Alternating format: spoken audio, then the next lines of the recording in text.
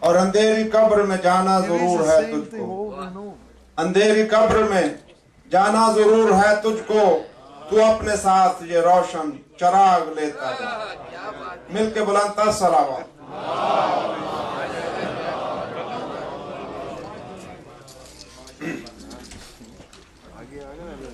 مومنین مومنات، ایک مرتبہ سورہ فاتحہ، 3 مرتبہ سورہ اخلاص کی تلاوت فرما کر ستوت جہاں بنت سید عابد حسین رضوی،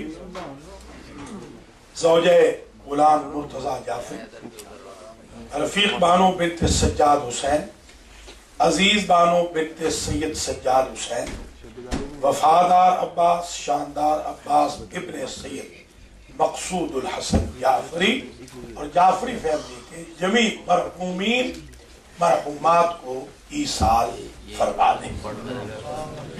بسم اللہ الرحمن الرحیم، الحمدللہ رب العالمین، الرحمن الرحیم، مالک یوم الدین، إياك نعبد وإياك نستعين، اهدنا الصراط المستقيم، صراط الذين أنعمت عليهم غير المغضوب عليهم ولا الضالين۔ بسم الله الرحمن الرحيم، قل هو الله أحد الله الصمد لم يلد ولم يولد ولم يكن له كفوا أحد۔ بسم الله الرحمن الرحيم، قل هو الله أحد الله الصمد لم يلد ولم يولد ولم يكن له كفوا أحد۔ بسم الله الرحمن الرحيم، قل هو الله أحد الله الصمد لم يلد ولم يولد ولم يكن له كفوا أحد۔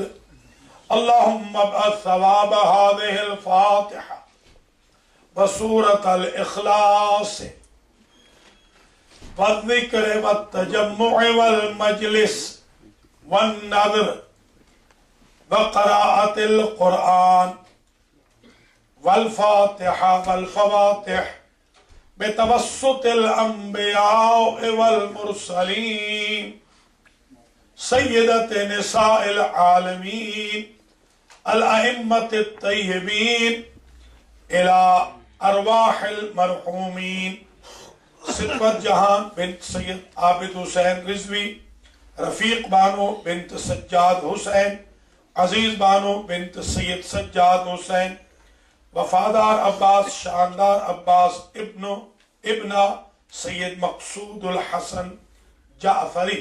اللهم اغفر ذنوبهم وارحم على أحوالهم واحشرهم مع النبي وآله الطيبين الطاهرين المعصومين۔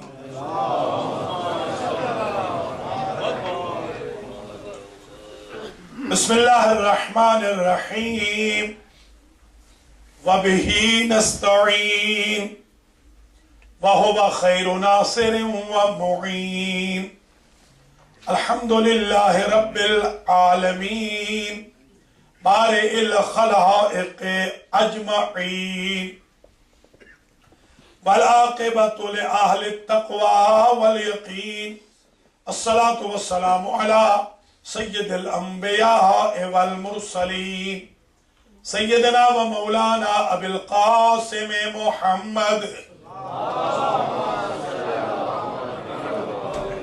ثم الصلاة والسلام على اہل بیتہ الطیبین الطاہرین المعصومین، اما بعد فقد قال اللہ سبحانہ وتعالی یا ایہا الانسان ما غرک بربک الکریم۔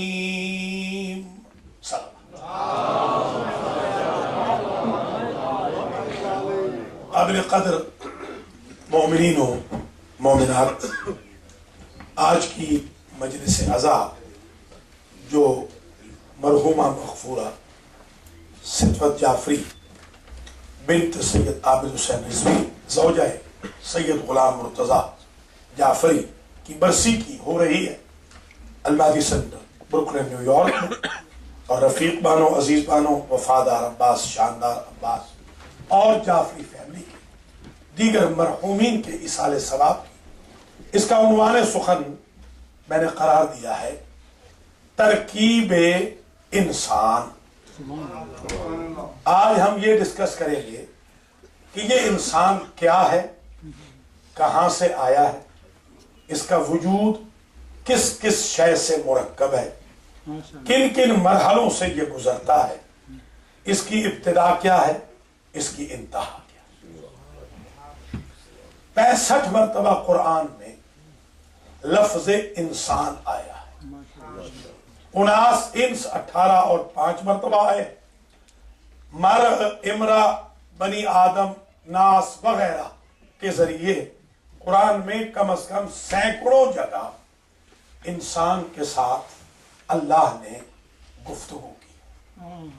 جس آیت کو سرنامہ کلام کے طور پہ پیش کیا ہے، اس میں اللہ ایک شکوہ کر رہا ہے اپنے بندوں سے، اور انسان کو خطاب کر کے کہتا ہے یا ایھا الانسان ما غرک بربک الکریم، اے انسان یہ بتا تجھے اپنے کریم رب سے کس شے نے دھوکے میں رکھا ہے، تو اپنے کریم رب کے دروازے پہ کیوں نہیں گیا؟ پھر فرماتا ہے وَإِذَا مَسَّ الْإِنسَانَ الضُّرُّ دَعَانَا لِجَنبِهِ أَوْ قَاعِدًا أَوْ قَائِمًا فَلَمَّا كَشَفْنَا عَنْهُ ضُرَّهُ مَرَّ كَأَن لَّمْ يَدْعُنَا إِلَىٰ ضُرٍّ مَسَّهُ۔ اس انسان کو کیا ہو گیا ہے، جب اسے مصیبتیں گھیر لیتی ہیں تو پہلو بدلتے بھی ہمیں یاد کرتا ہے، بیٹھے ہوئے بھی ہمیں یاد کرتا ہے، کھڑے ہوئے بھی ہمیں یاد کرتا ہے، اور جب ہم مصیبتوں سے نکال دیتے ہیں تو ہمارے قریب سے یوں گزر جاتا ہے جیسے اس کا ہم سے کوئی ربط ہی نہ تھا۔ یہ شکوہ ہے خدا کا۔ اللہ نے سب سے پہلے جس وجود کو بنایا وہ ذوات محمد و آل محمد ہیں،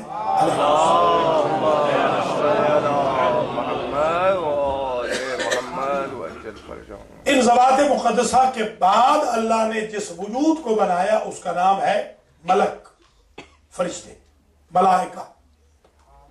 اس کے بعد جو اللہ نے بنائے تو جن بنائے، جنوں کے بعد اللہ نے نسناس بنائے، نسناس کے بعد اللہ نے انسان بنائے۔ وہ جو جمادات ہیں، نباتات ہیں، حیوانات ہیں، ان کو کنارے رکھ دیجئے، یہ بحث ہو رہی ہے ذوی العقول کی،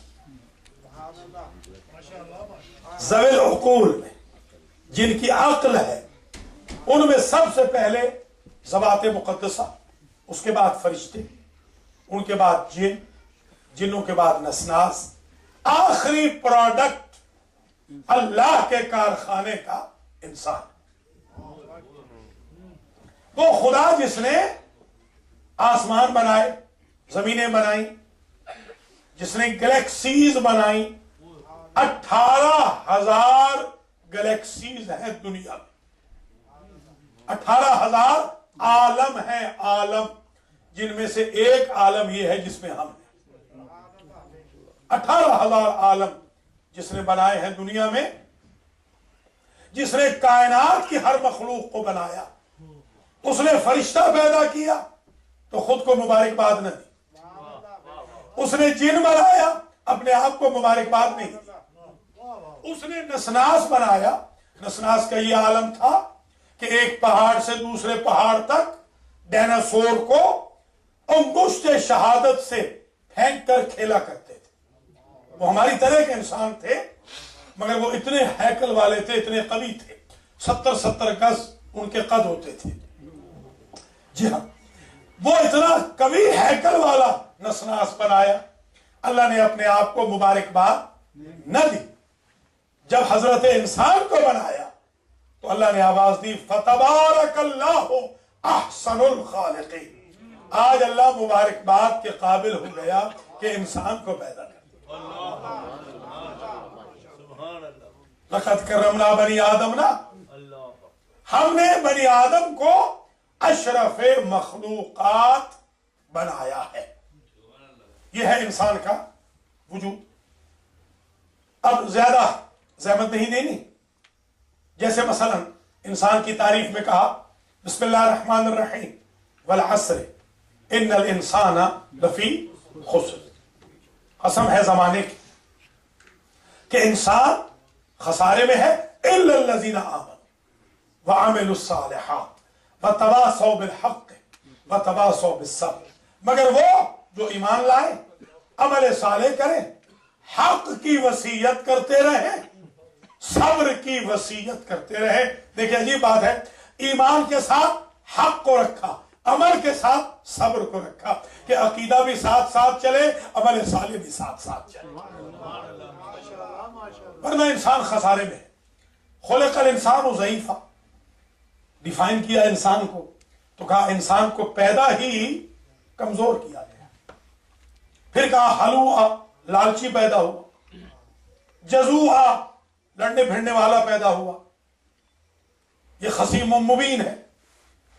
یہ اکثر جو انسان کی تعریف آئی قرآن میں منوعا، یہ ایک ایک بات پہ دوسروں کو منع کرتا ہے کہ مجھے ملا ہے دوسرے کو نہ ملے.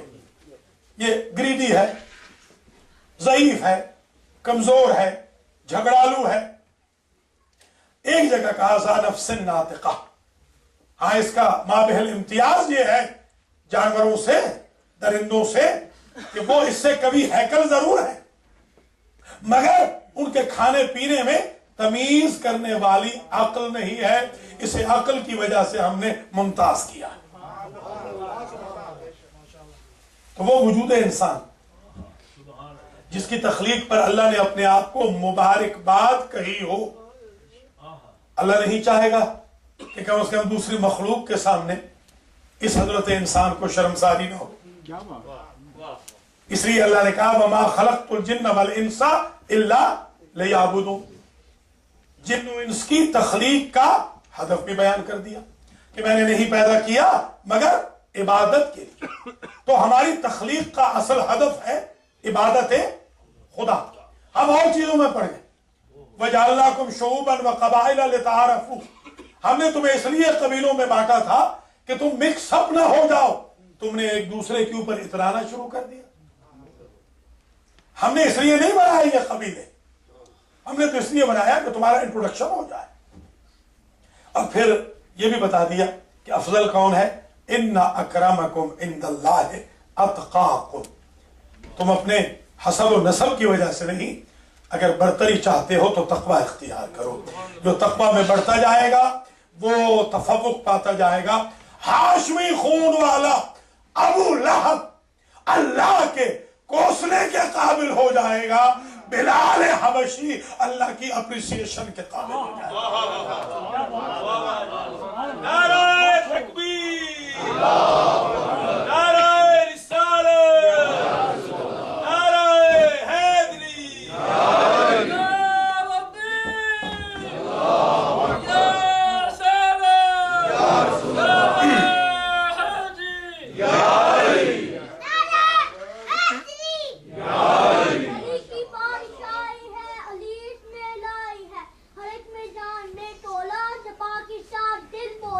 علی مولا، علی مولا، علی مولا، ماشاءاللہ علی مولا،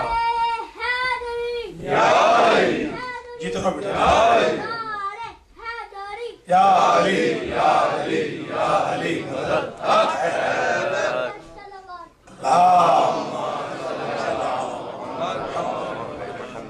ماشاءاللہ خان، شکریہ. تو آپ ذرا ملاحظہ فرمائیں ان الانسان لربہ لکنود. هل اتى على الانسان حين من الدهر لم يكن شيئا مذكورا انا هديناه السبيل اما شاکرا و اما کفورا. دیکھیے انسان کو ہم نے تو دونوں راستے. انا ہدیناہ السبیل، ہم نے اسے سبیل دکھا دی. مرضی اس کی یہ شکر گزار بنے، مرضی اس کی یہ کفران نعمت والا بنے. اور جب پوچھا امام سے کہ سرکار مس سبیل، فرمایا واللہ نحن سبیل اللہ، اللہ کی سبیل ہم. تو خوش قسمت ہے آپ کہ آپ سبیل الہی کے ساتھ تمسک رکھے ہوئے ہیں کہ جو انسان کو معراج پر فائز کرتا. مولا کائنات سے کسی نے پوچھا کہ سرکار یہ آیت جو ہے سمجھ نہیں آتی کہ جن و انس کو پیدا کیا عبادت کے لیے، اس کا مطلب یہ ہے کہ ہر وقت ہم سجدوں میں ہی گرے رہیں، مسجد میں ہی رہیں، تو گھر والوں کے لیے روزگار کب کمائیں گے؟ تو آپ نے ارشاد فرمایا تم نے سمجھا نہیں، اللہ نے یہ کب کہا ہے کہ عبادت کو زندگی بناؤ؟ اللہ تو یہ فرما رہا ہے کہ زندگی ہی کو عبادت بنا لو، اٹھنا بھی عبادت ہو جائے، سونا بھی عبادت ہو جائے. تو یہ اصل میں ہدف ہے انسان کا. اب ذرا یہ ملاحظہ فرمائیے کہ اس انسان کو، یہ جو ایک وجود ہے انسان کا، اس کو اللہ کی ذات نے پیدا کیا ہے دو قسم کے عناصر سے. توجہ رہے، یہ جو انسان ہے پیدا ہوا ہے جسد سے اور روح سے. ہر انسان کے وجود میں ایک باڈی اور ایک سول ہے، ایک بدن ہے اور ایک روح ہے. اللہ نے بدن کو بنایا انتہائی پست عناصر سے. علماء فلسفہ نے لکھا کہ بدن سفلی ہے، سفل کہتے ہیں نیچے، اور روح علوی ہے. روح کو بنایا اوپر کے عناصر سے، بدن کو بنایا نیچے کے عناصر سے. اب یہ دور ہے انسان کے اندر، وہ جو علوی طاقتیں ہیں وہ انسان کو اوپر لے جانا چاہتی ہیں، جو سفلی طاقتیں ہیں وہ انسان کو نیچے دھکیلتی ہے، اور بیلنس کر لے تو وہ افضل مخلوق ہو جاتا ہے. یعنی گریوٹی جو ہے پست طاقتوں کی، وہ انسان کو پست بنانا چاہتی ہے. اعلیٰ طاقتوں کی گریوٹی انسان کو اوپر لے جانا چاہتی ہے. تو اب ذرا دیکھیں کہ یہ بدن کے عناصر کتنے ہیں اور روح کے عناصر کتنے ہیں. بدن کو اللہ نے بنایا مٹی سے، پانی سے، آگ سے اور ہوا سے. اور انسان چار ہی قسم کے، کچھ تو ہیں مٹیالے، ڈاؤن ٹو ارتھ، کیونکہ بنے ہیں مٹی سے، غرور ان میں ہے ہی نہیں. اور پھر مولا کے چاہنے والوں میں غرور کیوں ہو؟ مٹی میں بیٹھے ہوئے علی کو تو حضور نے کہا تھا قم یا ابا تراب.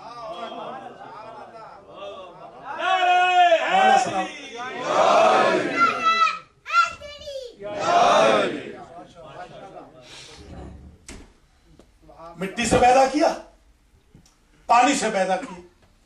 پانی استعارہ ہے حیا سے، شرم سے. شاعر نے کہا پانی پانی کر گئی مجھ کو کلندر کی یہ بات، تو جھکا جب غیر کے آگے، نہ تن تیرا نہ من تیرا. لا دین لمن لا حیا الہ. حضور فرماتے ہیں جس کے پاس شرم و حیا نہیں اس کے پاس دین مصطفیٰ نہیں. وہ کسی اور کے دین پہ چلا جائے. دین مصطفیٰ نام ہے شرم و حیا. تو انسان کے وجود میں ایک مٹی، ایک پانی، ایک آگ. آگ دلیل ہے یہ جو غصہ انسان کرتا ہے نا، غصہ مجھ سمیت، غصہ تو سب کو آتا ہے، غصہ سب کو آتا ہے، غصہ ہر ایک کو آتا ہے. کوئی اگر کہتا ہے کہ اسے غصہ نہیں آتا تو وہ انسان ہی نہیں. انسان کو غصہ آنا ضروری، اس لیے کہ جب آگ ہے تو پھڑکے گی تو نیچر کے خلاف ہو جائے گا. ہاں حکم یہ ہے کہ قرض میں غیظ کرو. غصہ ہے اس کا یوسج غلط نہ کرو. غصہ کرو درندوں کے خلاف، غصہ کرو جھوٹ کے خلاف، غصہ کرو فریب کے خلاف، غصہ کرو جعل سازی کے خلاف، غصہ کرو منافقت کے خلاف، غصہ کرو گناہوں کے خلاف، غصہ کرو درندوں کے خلاف، غصہ مومنوں کے خلاف نہ کرو، اس لیے کہ قرآن نے آواز دی محمد الرسول اللہ والذین معہ اشداء علی الکفار رحماء بینہم۔ حضور کے ساتھی تو وہ ہیں کہ دشمن کے مقابلے پہ آئیں تو سخت ہوتے ہیں، برق بن کے گرتے ہیں، آپس میں بیٹھے ہوں تو محبت میں شیر و شکر ہوتے ہیں۔ نعرہ حیدری!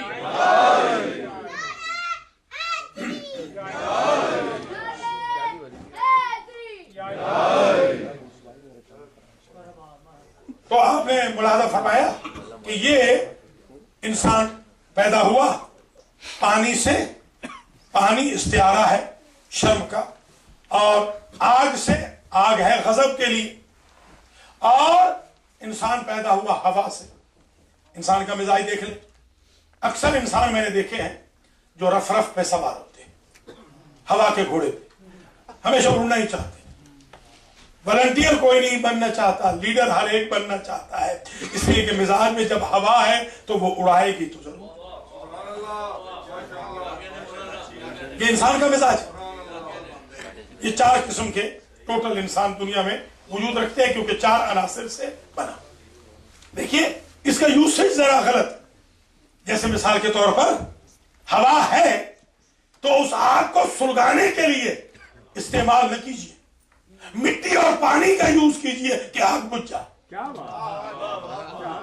فرمایا نا اللہ نے بیلنس کے ساتھ رکھا ہے، 25% مٹی ہے، 25% پانی ہے، 25% آگ ہے، 25% ہی ہوا۔ اگرچہ جو جدید فلسفہ ہے اس میں اس کو باطل بھی کیا گیا، اب وقت نہیں کہ میں ان بحثوں میں جاؤں، میں صرف وہ قدیم فلسفے کی اصطلاحات کو آپ کی خدمت میں عرض کر رہا ہوں۔ اب 4 ہی عناصر سے اللہ نے بنایا روح کو، ذرا توجہ رکھیے، روح بھی بنی ہے 4 عناصر سے۔ نیشا پوری نے لکھا ہے، وہ لکھتے ہیں کہ ان اللہ خلق الارواح من 5 اشیاء، انہوں نے 5 کہی ہیں، وہ 2 کیونکہ سملر ہیں اس لیے میں 4 عرض کر رہا ہوں سمجھانے کے۔ کون کون سے عنصر سے اللہ نے روح پیدا کی؟ من جوہر النور، نمبر 1 روح کو اللہ نے بنایا نور سے، لائٹ سے۔ دلیل ایسی دی ہے نیشا پوری نے کہ سکہ بند کر دیا ہے اس ایشو کو، کہتے ہیں دلیل یہ ہے تبصر العینان وتسمع الاذان وتتکلم اللسان وتصدر منہ الافعال الظاہرہ والباطنہ۔ یہی تو وجہ ہے، کیونکہ کرنٹ ہے، نور ہے، آنکھیں دیکھتی ہیں، کان سنتے ہیں، زبان چلتی ہے، ہاتھ حرکت کرتے ہیں۔ یہ دلیل ہے، افعال کا ہونا، حرکت کا ہونا دلیل ہے کہ کرنٹ ہے، اس لیے تو حرکت ہو رہی ہے۔ اگر کرنٹ نہیں ہوگا تو حرکت بند ہو جائے۔ یہ نمبر 1۔ یہ جو موٹر وہیکل والے ہیں انہوں نے پیچھے لکھا ہوا ہے آپ کے لائسنس کے کہ آپ اپنے آرگنز کو ڈونیٹ کریں گے۔ آپ ان سے پوچھیں مردہ آرگنز کو آپ کیا کریں گے، تو آپ سے کہیں گے اصل میں آرگن مردہ نہیں ہوا، نظام کا مین سوئچ آف ہوا، ہم اسی آگ کو وہاں لگا دیں گے جہاں مین سوئچ آن ہوگا، یہی نہ دیکھنے والی دیکھنے لگ جائے گی۔ کچھ ملاحظہ فرمایا آپ نے؟ یہ سائنٹسٹ ایسے نہیں کہہ رہے۔ وَمِن جَوْهَرِ الطِّيبِ، اللہ نے روح کو بنایا خوشبو کے عنصر سے۔ دلیل دیتے ہیں، دلیل یہ ہے کہ جب تک روح رہتی ہے تعفن نہیں پھیلتا۔ روح چلی گئی کہ آپ پیارے کو جلدی دفن کرو کہیں تعفن نہ پھیل جائے۔ یہ تعفن پہلے تھا مگر روح نے قبر چڑھا رکھا تھا۔ توجہ رہے، وَيَسْأَلُونَكَ عَنِ الرُّوحِ قُلِ الرُّوحُ مِنْ أَمْرِ رَبِّي، روح ہے اللہ کا امر۔ اللہ کے امر میں یہ طاقت ہے کہ وہ انسان کی چھوٹی سی کائنات میں وجود رکھنے والے تعفن پہ قبر چڑھا دے، اور ولی الامر میں یہ طاقت ہے کہ پوری کائنات میں اپنا قبر چڑھا دے۔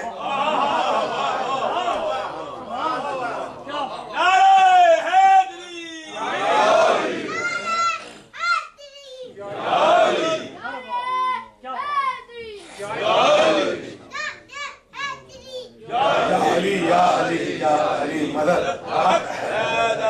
مولا سلامت رکھے. اللہم صلی علی محمد آل محمد. اللہ تعالیٰ ان بچوں کے ماں باپ کو سلامت رکھے اور اللہ بڑوں کو بھی توفیق دے کہ وہ مولا کا ذکر کرے, وہ بھی ذرا زبان سے مولا کا نام لے. جی ہاں, تو ذرا ملاحظہ فرماتے چلے. وَمِن جَوْهَرِ توجہ ہے, وَمِن جَوْهَرِ الْحَيَاةِ وَمِن جَوْهَرِ الْبَقَاءِ. یہ جو میں نے دو کو ایک کر دیا, زندگی ایور لاسٹنگ کے جوہر سے پیدا کیا. دلیل دیتے ہیں جب تک روح رہتی ہے بندہ زندہ رہتا ہے, روح چلی جائے فنا ہو جاتی ہے. بات طے ہو گئی. وَمِن جَوْهَرِ الْعِلْمِ. اور چوتھا عنصر ہے علم کا جوہر. روح کو بنایا ہے جوہر علم سے. جب تک روح رہتی ہے انسان عالم رہتا ہے, روح چلی جائے انسان جاہل ہو جاتا ہے. آپ زندگی میں خوئی خمینی سے ہزاروں فتوے پوچھتے تھے, آج ایک نہیں پوچھ رہے. کیا بات, کیا بات. تھامس ایڈیسن سے, آئنسٹائن سے آپ نے کتنے کلیے لیے تھے, آج قبر سے جا کے لیجئے, کیونکہ جب مر گئے تو آپ کا ہے ختم. اذا مات المفتی مات الفتویٰ. علم ختم ہو گیا تو روح گئی تو علم ختم ہو گیا. یہ بات طے ہو گئی. اب میں آپ سے ایک سوال کرتا ہوں. لا آف نیچر یہ ہے کہ جب مین سوئچ آف ہو جائے, روح نکل جائے بدن سے, تو آنکھ نہ دیکھے, کان نہ سنے, زبان نہ چلے. میں اگر کوئی ایسا دکھاؤں کہ جس کو روح نکل گئی ہو اور نو کے نیزہ پہ قرآن پڑھ رہا ہو, کچھ سمجھ رہے ہیں یا نہیں؟ تو لا نیچر ٹوٹا کہ نہ ٹوٹا؟ نیچر کا لا تو یہ تھا, نیشاپوری کی روایت میں تو یہ لا ہے. اچھا اگر آپ لا نیچر یہ سمجھتے ہیں خوشبو اس وقت تک ہے جب تک روح ہے, اور میں اگر دکھاؤں کہ شہداء کربلا کے سر 1 سال کے بعد واپس کیے گئے ہو اور دمشق پورا معطر ہو گیا ہو, لا آف نیچر ٹوٹا کہ نہ ٹوٹا؟ آپ نے کہا جب تک روح ہو تب تک بقا, روح گئی تو فنا. میں اگر یہ دیکھوں کہ روح نکلنے کے بعد بھی ہمارا ہر امام بول رہا ہو, کوئی سمجھ رہے یا نہیں؟ تو لا آف نیچر ٹوٹا کہ نہ ٹوٹا؟ ہم نے یہ فیصلہ کیا کہ جب تک روح ہے تب تک علم ہے, روح گئی تو علم چلا گیا. اور اگر میں دیکھوں کہ مقدس اردبیلی کل پڑھایا جانے والا درس شاہ نجف کے روضے سے امام سے پڑھ کے آ رہا ہے, تو لا آف نیچر ٹوٹا کہ نہ ٹوٹا؟ کیوں ٹوٹا؟ اس کے دو جواب ہیں, عرض کروں دونوں. ایک تو یہ ہے کہ کچھ ہیں 25% والے, سمجھنا ذرا, 25% نور, 25% خوشبو, 25% بقاء و حیات, 25% علم. ان کی روح جب بدن سے الگ ہوئی تو ان کے ہاں یہ چاروں چیزیں ختم ہو گئی. اور کچھ ہیں 100% والے, ان کی ساری زندگی نور ہی نور ہے, ان کا سارا وجود خوشبو ہی خوشبو ہے, ان کا سارا وجود علم ہی علم ہے, ان کا وجود بقا ہی بقا ہے. ان کی اگر ایک فرد 1000 سال تک بقیت اللہ بن کے زندہ رہے تو تعجب نہ کرنا. ہم نہ مرے تو تعجب ہے, وہ مر جائیں تو تعجب ہے.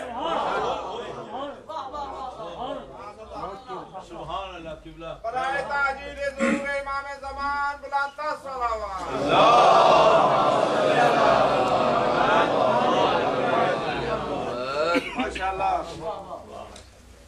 تو آپ ملاحظہ فرما رہے ہیں کہ یہ لا آف نیچر ٹوٹ رہا ہے. دوسرا جملہ یہ ہے جناب کافی کی کتاب سے, اجازت ہو تو میں عرض کروں آپ کو. انشاءاللہ ہم بڑے خودے کھل جائیں گے اس ایک روایت سے. وہ فرماتے ہیں شیخ محمد ابن یعقوب کلینی رحمت اللہ علیہ نے لکھا ہے اپنی کافی میں, یہ کافی نہیں، اصول کافی، فروع کافی، روضۃ الکافی، تین ہے کافی. اس میں لکھتے ہیں کہ جن عناصر سے، اس روایت پہ توجہ رہے، آپ کو سمجھ میں آ جائے گا کہ وہ کیوں قرآن پڑھ رہے تھے. دنیا سے جانے کے بعد، دنیا کے جانے کے بعد علی کیسے درس پڑھا رہے، ان کی آنکھیں کیسی کھلی رہتی ہیں، ان کی زبانیں کیسے چلتی رہتی ہیں. بی بی فاطمہ نے کیسے دنیا سے جانے کے بعد اپنے بیٹے کو بلا لیا تھا. یہ سب یہ سمجھ میں آ جائے گا. وہ لکھتے ہیں اللہ نے جن عناصر سے اولیاء اللہ کے ارواح بنائے ہیں، ان عناصر سے محمد و آل محمد کے بدن بنائے ہیں. سمجھے ہیں یا نہیں؟ ان کے بدن بنے ہوئے ہیں نور سے، ان کے بدن بنے ہیں خوشبو سے، ان کے بدن بنے ہیں علم سے، ان کے بدن بنے ہیں بقا سے. یہاں جہالت نہ ڈھونڈنا، یہاں بدبو نہ ڈھونڈنا، یہاں فنا نہ ڈھونڈنا، اور یہاں ظلمت نہ ڈھونڈنا. تو اس بیک گراؤنڈ کے بعد اب نتیجہ دینا، اس گفتگو کے بعد اب نتیجہ آ رہا ہے، اور وہ نتیجہ یہ ہے کہ انسان کے وجود کو اللہ نے علوی اور سفلی سے بنایا. یہ دو وجود ہو گئے، ایک انتہائی اعلیٰ، ایک انتہائی پست. اور لا آف نیچر یہ ہے، انتہائی اعلیٰ انتہائی پست سے جڑ نہیں سکتا جب تک بیچ میں کوئی وسیلہ نہ ہو. اللہ نے تیسری شے خلق کی، اس کا نام نفس رکھا. سمجھے ہیں یا نہیں؟ انتہائی اعلیٰ کو انتہائی ادنا سے جوڑنے کے لیے جو حک خلق کی حک، اس حک کا نام نفس ہے. یہ حک جڑی رہے تو حیات ہے، یہ حک ڈھیلی ہو جائے تو مہلت ہے، یہ حک ٹوٹ جائے تو موت ہے. سمجھے آپ حضرت؟ یہ عزیر کے بارے میں سنا ہے نا کہ 100 سال تک وہ حک ڈھیلی کی تھی. یا اصحاب کہف کے بارے میں کہا ہے نا، تو وہ حک ڈھیلی ہوئی تھی. حک ٹوٹ جائے تو موت ہوتی ہے، حک جڑی رہے تو حیات. یہ ٹوٹل انسان کے وجود کے بارے میں انالیسز ہے، ڈسکس ہے. اب ہم نے جس مقصد تک پہنچنا ہے آج کی تقریر میں، وہ یہ مولا کائنات نے ایک زبردست تعریف کی ہے. فرماتے ہیں ان اللہ خلق الملک بالعقل دون الشہوت. اللہ نے جب فرشتہ بنایا تو فرشتے میں عقل رکھی، خواہش نہیں رکھی. وخلق الحیوان، جب حیوان بنایا تو بالشہوت دون العقل، خواہش ہی رکھی، عقل بالکل نہیں رکھا. جہاں عقل ہی عقل ہو وہ ملکیت ہے، جہاں خواہش ہی خواہش ہو وہ حیوانیت. اللہ اکبر. وَرَكَّبَ الْإِنسَانَ بِهِمَا، جب اللہ نے انسان بنایا اس میں عقل بھی رکھی، اس میں خواہش بھی رکھی. مولا علی جو نتیجہ دے رہے ہیں یہ آج کی تقریر کا محصل ہے. فرماتے ہیں فمن غلب شہوتہ، فمن غلب عقلہ شہوتہ فہو خیر من الملک. اگر کوئی انسان اپنی خواہشات کے گھوڑوں کو عقل کی قوت سے دبا لے تو وہ فرشتوں سے افضل ہو جاتا ہے. ومن غلب شہوتہ عقلہ فہو اسوأ من الحیوان. اور جو شہوت کے گھوڑوں کو عقل کے اوپر طاقت دے دے وہ جانور نہیں بنتا، جانور سے پست ہو جاتا ہے. ہمارے چاہنے والوں، اللہ نے تمہیں فرشتوں سے افضل بنایا ہے، جانوروں سے پست نہیں بنایا. یہ مولا علی کی خواہش ہے. تبھی تو فرماتے ہیں، ایک جملہ حضرت کا عجیب ہے، فرماتے ہیں کہ یعرف المرء عند الغضب. انسان کو پہچاننا ہو تو غصے میں پہچاننا. اس کی اصلیت نکل کے آ جاتی ہے کہ درندہ ہے، حیوان ہے، انسان ہے. اس لیے کہ 4 قوتیں آپس میں لڑ رہی ہیں، القوت العقلیہ، القوت الغضبیہ، القوت الشہویہ، القوت الوہمیہ، عقل کی طاقت لڑ رہی ہے تین منحوس طاقتوں کے ساتھ، درندوں جیسی، جانوروں جیسی، شیطان جیسی۔ اگر انسان ان تین کے اوپر قابض ہو جائے، عقل کو طاقت دے دے، تو وہ فرشتوں سے افضل ہو جاتا ہے، اور ان تین کو غلبہ دے دے، عقل کو مغلوب کر دے، تو جانوروں سے پست ہو جاتا ہے۔ انسان اور درندوں میں، جانوروں میں فرق یہی ہے کہ وہ بغیر عقل کے کھاتے ہیں، یہ عقل کے ساتھ کھاتا ہے۔ وہ بغیر مالک کا جانے ہوئے پیتے ہیں، یہ ایک گھونٹ پیتا ہے تو جائز ناجائز سمجھ کے پیتا ہے۔ تو پتہ چلا کہ جو غاصب ہیں وہ تو فلاسفہ کی نظر میں انسان ہی نہیں ہے، اس لیے کہ غاصب تو جانور ہوتا ہے یا درندہ ہوتا ہے، انسان تو اشرف مخلوقات ہے۔ اب اگر میں آپ سے پوچھوں کہ کوئی کہے کہ انسان افضل یا فرشتہ افضل، تو دونوں معراج پہ گئے ہیں۔ انسان کو بھی معراج ہوئی، فرشتوں کو بھی معراج ہوئی۔ انسان نے نہیں کہا کہ اگر ایک بارش آگے چلا جاؤں تو چل جاؤں گا، فرشتہ یہ کہہ کے ہٹ گیا، لو تنوت ان بولت اللہ ترقت، اے محمد آپ جا سکتے ہیں، ہم نہیں جا سکتے، اس لیے کہ آپ افضل ہیں، ہم مفضول ہیں۔ بس تقریر یہاں تمام ہوئی۔ ہم نے کوشش یہ کرنی ہے کہ فرشتوں سے افضل بننا، ڈائٹ ایسی رکھیں، غذا ایسی رکھیں، ماحول ایسا رکھیں، تربیت کے ٹولز ایسے رکھیں، ایجوکیشن ایسی رکھیں، ٹریننگ ایسی رکھیں، گھروں کے ایٹماسفیئر کو ایسا رکھیں کہ جس میں عقل کو تقویت ملے، روح کو تقویت ملے۔ بدن کی بھی ضروریات ہیں، روح کی بھی ضروریات ہیں۔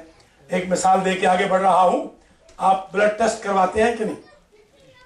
آج کل تو سال میں 4 مرتبہ ہو رہا ہے، پہلے سال میں 2 مرتبہ ہوتا تھا، نہیں بھائی بتائیں گے، اس سے پہلے 1 مرتبہ ہوتا تھا، پہلے لائف میں 1 مرتبہ ہوتا تھا، اب 4 مرتبہ ہو رہا ہے۔ بوتلوں کی بوتلیں بھری جا رہی ہے۔ اگر کوئی ڈاکٹر یا کوئی فزیشین یا کوئی لیب والا یہ کہہ دے کہ صاحب بہادر آپ کو ڈائبٹیز ہو گئی ہے، تو آپ لیب کو تو نہیں جلاتے، ڈاکٹر کو تو نہیں مارتے، بلکہ اس کا شکریہ ادا کرتے ہیں کہ انڈیکیٹ تو کر دیا ہے کہ مرض لگ گیا ہے۔ اگر کوئی روحانی طبیب بھی بتا دے آپ کو غیبت کا مرض لگ گیا ہے، حسد کا مرض لگ گیا ہے، تو عالم کو نہ ماریے، اپنے نفس کو مارنے کی کوشش۔ جس طرح فزیکلی لیب کی ضرورت ہے کہ سال میں کم از کم 2 مرتبہ ٹیسٹ ہو، یاد رکھنا اسپرچولی بھی ہمیں لیب کی ضرورت ہے۔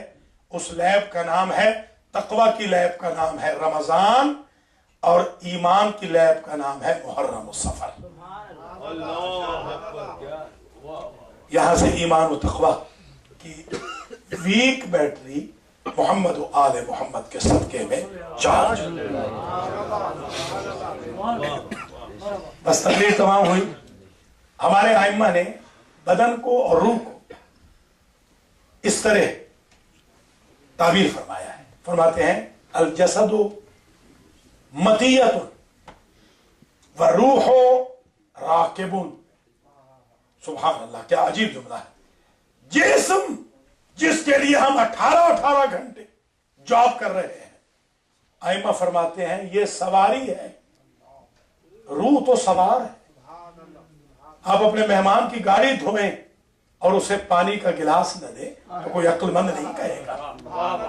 ہم یہی کر رہے ہیں کسی کو۔ یا ایک اور اصطلاح عرض کر دوں، 2 اصطلاحیں ہیں، خلق اور خلق۔ خلق کہتے ہیں کریشن کو، خلق کہتے ہیں ایتھکس کو۔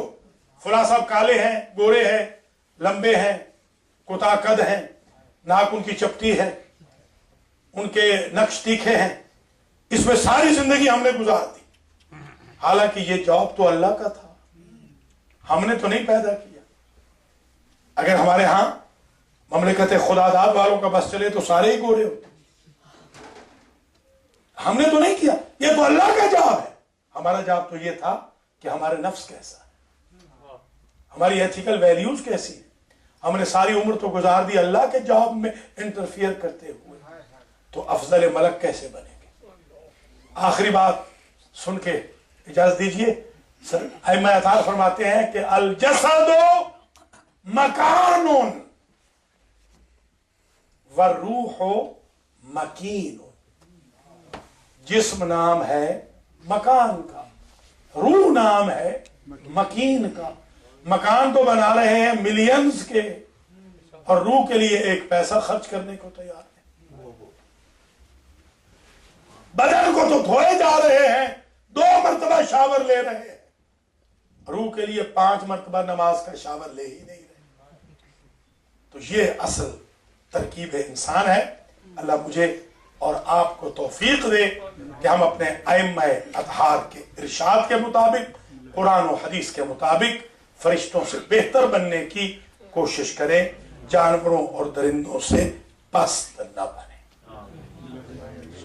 اس مقصد کے لیے یہ مجالس بھی منعقد ہوتی ہیں کہ اذکروا موتاکم بالخیر، اپنے اپنے مرحومین کو خیر سے یاد کرو، اور ان مجالس کے ذریعے تذکر ہو، نصیحت ہو، ایڈوائس ہو، آخرت یاد کرائی جائے، قیامت یاد کرائی جائے، ایتھیکل ویلیوز یاد کرائی جائے۔ اور آج ہم نے ذکر کرنا ہے یتیمہ حسین۔ امام علی کی بیٹیوں کے بھی غم دکھ بڑے تھے، امام حسین کی بیٹیوں کے بھی غم رنج و الم بہت تھے، مگر فرق یہ ہے اگر علی کی بیٹیوں کے غم زیادہ تھے تو عمریں بھی تو بڑی تھی۔ حسین کی بیٹیوں کی عجیب قسمت ہے، عمریں چھوٹی تھیں، دکھ زیادہ تھے، دکھ بڑی تھی۔ اللہ اکبر۔ اور ان میں ایک وہ بچی ہے جو نماز تہجد کا نتیجہ۔ مولا فرماتے تھے مجھے وہ گھر اچھا نہیں لگتا جس میں رباب اور سکینہ نہ ہو۔ اللہ، مجھے وہ گھر اچھا نہیں لگتا۔ جب وقت آخر حسین ابن علی نکلنے لگے تھے وداع آخر کر کے، اور راہبار نے چلنے سے انکار کر دیا، تو کہتے تھے راہبار ہمیں سمجھانے کے لیے، کیا تم بھی وقت آخر میرا ساتھ چھوڑ رہے ہیں؟ کہا مولا انظر الی رجلائے، مولا ذرا میرے قدموں میں دیکھے۔ جب قدموں میں حسین ابن علی نے دیکھا، 3.5 سال کی سکینہ بابا کے گھوڑے کے قدموں سے لپٹ کے کہتی ہے میرے بابا کو میدان میں نہ لے جا۔ حسین ابن علی نے سبیل کی کہ شاید بچی جانے دے، کہتے ہیں دعینی یا سکینہ لالی آتی کے بالماء، بیٹی مجھے جانے دو شاید میں پانی لا سکوں۔ یہ جملہ کہنا تھا کہ بچی لپٹ گئی، باہیں ڈال دی بابا کے گلے میں، اور کہتی ہے اب تو نہیں جانے دوں گی بابا، اس لیے کہ چچا عباس بھی تو یہی کہہ کے گئے تھے۔ چھوٹی چھوٹی اولاد والو، امام نے بچی کے کان میں کوئی بات کہی، بچی کہتی ہے سدھارو بابا، خدا حافظ بابا۔ وہ بات معلوم ہے کیا تھی؟ بیٹی میں نے تہجد کی نماز میں دعا کی تھی بار الہ ایسی بیٹی عطا کر جو میرے بغیر نہ رہ سکے اور جس کے بغیر میں نہ رہ سکوں، اور جب تو موقف امتحان میں مجھے پکارے تو میں اسے روتا ہوا چھوڑ کے تجھے لبیک کہوں۔ سبحان اللہ۔ کہا سدھارو بابا، خدا حافظ بابا۔ بچی نے ایک عجیب سوال کیا، یہ شفقت پدری ہے۔ بچی کہتی ہے بابا جائیں ضرور آپ، مگر ایک بات بتائیں، آپ اگر نہ آئے تو میں کس کے سینے پہ سوؤں گی؟ کہا آج تم اپنی ماں کے سینے پہ سو جانا۔ کہا وہاں تو علی اصغر سوتے ہیں۔ کہا بیٹی آج ہم تبادلہ کر لیں گے، اصغر ہمارے سینے پہ سو جائیں گے۔ اجرکم علی اللہ۔ اللہ اکبر۔ یہ بچی وہ ہے میرے عزیزوں جس کے دامن میں آگ لگی تھی۔ ایک مرد شامی کہتا ہے میں عصر عاشور میں اپنے گھوڑے کو پانی پلا کے فرات سے آ رہا تھا کہ میں نے دیکھا ایک چھوٹی سی بچی ہے جس کے دامن میں آگ لگی ہے۔ میں نے آگ بجھانے کے لیے جب سائی کی کوشش کی تو اس نے ہاتھ جوڑ کے کہا یا شیخ لا تمسنی، इन्नी बिन तो इब्ने बिन्ते रसूल। शेख मेरे हाथ में लगाना, मैं सैयदा की पोती हूँ। मैंने जब किसी तरीके से आंख बुझा दी और बच्ची ने मुझे मेहरबान पाया तो मुझसे कहती, या शेख, शेख तू अगर इतना ही मेहरबान है ना, एक एहसान और कर दे, अरेनी तरीक़न नजफ, मुझे जरा नजफ का रास्ता बता दे। मैंने कहा बच्ची तुम नजफ जाके क्या करोगी? कहा बाबा सुनाते थे, फूफियां भी सुनाती थी, अम्मा भी सुनाती है कि नजफ में मेरे दादा अली रहते हैं। जब कोई परेशान हाल मुश्किल में होता है, मेरे दादा को मदद के लिए पुकारता है, मेरा दादा मदद के लिए आता है, मैं खुद को कब्र पे गिरा दूंगी और कहूंगी, ऐ गैरों की मदद करने वाले, तेरा भरा घर उजड़ गया। अल्लाह अकबर, सुभान अल्लाह, अल्लाह सिवाय हमें आले मोहम्मद के। ये बच्ची की जो मजलिस है, मरहूम मुजाहिद काज़मी को अल्लाह जन्नत में जगह अता करे, वो किया करते थे और ये बड़ी मकबूल मजलिस होती है। इसमें जो हाजतें की जाए वो अल्लाह इस बच्ची के सदके में जरूर पूरी करता है। इसलिए मैं चाहता हूँ जल्दी जल्दी चंद जुमले अर्ज करूं। एक जुमला मैं जब मरहूम फौत हुए तो मैंने उस वक्त कहा था, आज फिर कहना चाहता हूँ। बहुत पुरानी बात है, मैं बीबी के रोजे पे खड़ा था, बीबी सकीना के रोजे पर शाम में, 16-17 साल पुरानी बात है। मैंने देखा कि एक शोर बुलंद हुआ गिरिए का। मेरे जहन में आया कि शायद इमाम जमाना आ गए, ईरानियों का शोर। अब मैं दूसरी तरफ आऊं तो क्या देखूं, 1000 ईरानी खड़ा है, बीच में उनका आलिम मौजूद है। उनका आलिम एक रिवायत पढ़ता है, वो सारे गिरिए और बुका करते हैं। वो कहते हैं, आलिम एक मर्तबा रिवायत फिर पढ़। वो पढ़ता है, तूफान गम का बपा होता है। वो रिवायत जरा सुने। वो आलिम कहता था, सीली के शेमर बेदुख्तर हुसैन जद, सूरत यतीम हुसैन र कबूत कर। वो तमाचा जो शिमर ने सज्जाद की बहन को मारा, हुसैन की यतीम बच्ची की चेहरे की डायरेक्शन को तब्दील कर गया। अल्लाह अकबर, अल्लाह अकबर, अजरुकुम अल्लाह। ये वो बच्ची है अजीजों। अभी इस साल मैंने जब मुहर्रम पढ़ा शिकागो में और शाम गरीबा में, मैंने एक रिवायत पढ़ी। ये किबला आयतुल्लाह अल्लामा हुसैन बख्जाना से सबसे पहले मैंने सुनी थी जब मैं बच्चा था। भक्कर में मुहाजिरीन के इमाम बारगाह में मुझे तकरीबन स्वयं के तीसरे रोज एक सैयदजादे की कॉल आई। उन्होंने मुझे कहा, मैं 10 घंटे ड्राइव करके पेंसिल्वेनिया के बॉर्डर से वहां पहुंचा था। कहा 3 दिन हो गए मुझे नींद नहीं आती। जब मैं सोता हूं मुझे बच्ची का वो जुमला याद आता है। वो बच्ची का जुमला सुनिए। जब अली शाम गरीबा में आए थे ना, सारी बीवियों को मिले, बीबी ज़ैनब को मिले, रबाब को मिले, लैला को मिले, कुलसूम और रुकैया को मिले। एक मर्तबा बीबी ज़ैनब से पूछते हैं, सारी बच्चियां मुझे मिली हैं, सारी नवासियां पोतियां मुझे मिली हैं, मेरे बेटे के सीने पे सोने वाली सकीना कहाँ है? बाबा वो रेत के टीले के दामन में है। अली आए, दस्ते शफ़क़त फेरा और कहा, बेटी मुझे नहीं मिलोगी। कहा, दादा मिलूंगी जरूर, मगर एक शिकवा है। बेटी क्या शिकवा है? कहा, मुझे आज यकीन हुआ बीबी ज़ैनब अमीर बाप की बेटी है, मैं गरीब बाप की बेटी हूँ। इसलिए अपनी बेटी ने 3 मरतबा हाफिज कहा। मैं जब छोड़ के आ गए, जब मेरा बाबा ज़िंदा हो रहा था। अजरुकुम अल्लाह।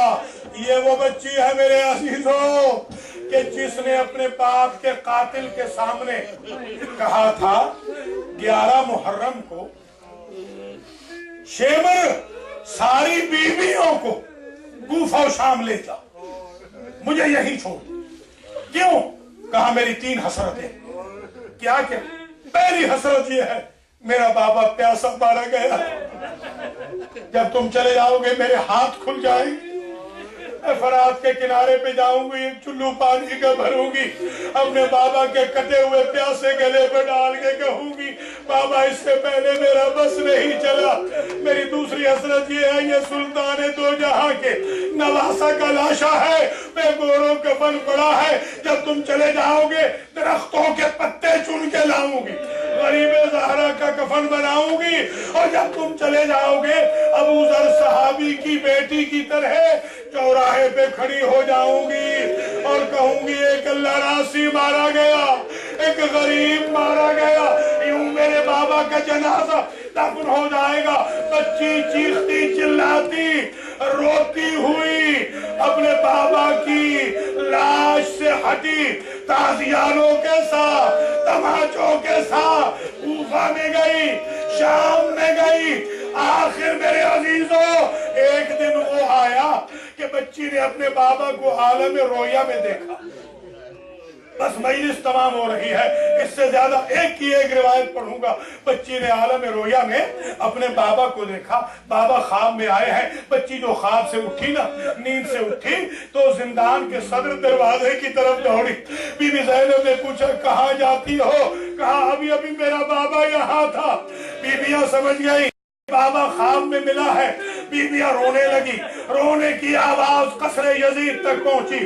یزید کے قصر میں جس جگہ حجرے میں حسین کا سر پڑا تھا وہیں یزید سو رہا تھا۔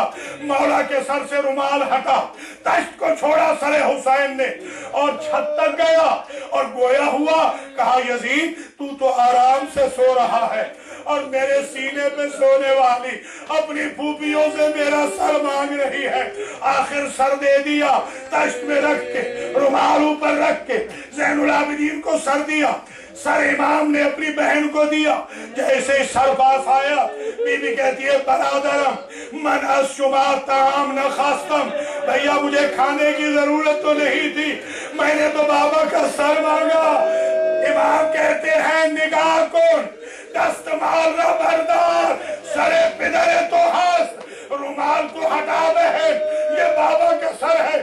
جب بابا کا سر نظر آیا، مدت کے بعد بچی نے جب بابا کا سر دیکھا، اپنے خشک ہونٹوں کو اپنے بابا کے خشک ہونٹوں میں رکھا اور بی بی نے بیان شروع کیے۔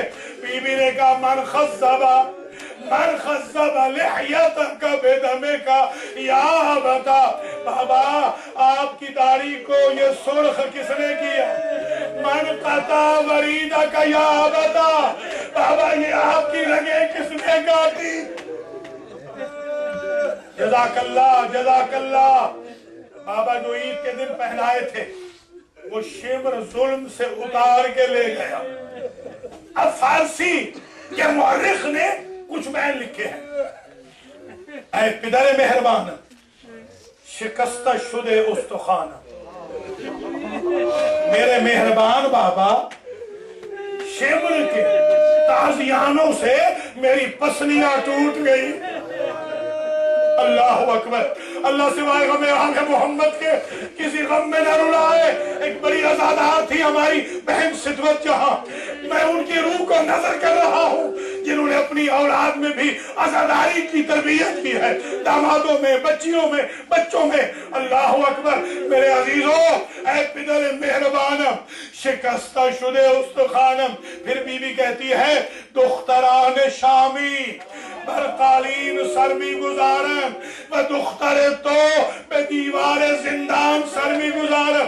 بابا ایک بہن یہ کیا کہ شامیوں کی لڑکیاں مخملی تکیوں پہ سر رکھتی ہے، تیری بیٹی کا تکیہ زندان شام کی دیوار۔ اللہ اکبر، اللہ اکبر۔ بی بی زینب نے کہا سید سجاد سے سر لے لو کہیں بہن مر نہ جائے۔ اب جو سید سجاد قریب آئے، انا للہ وَإِنَّا إِلَيْهِ رَاجِعُونَ، ماتم حسین۔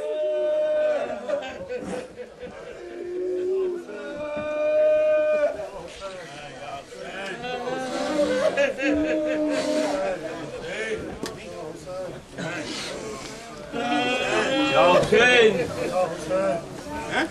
یا حسین۔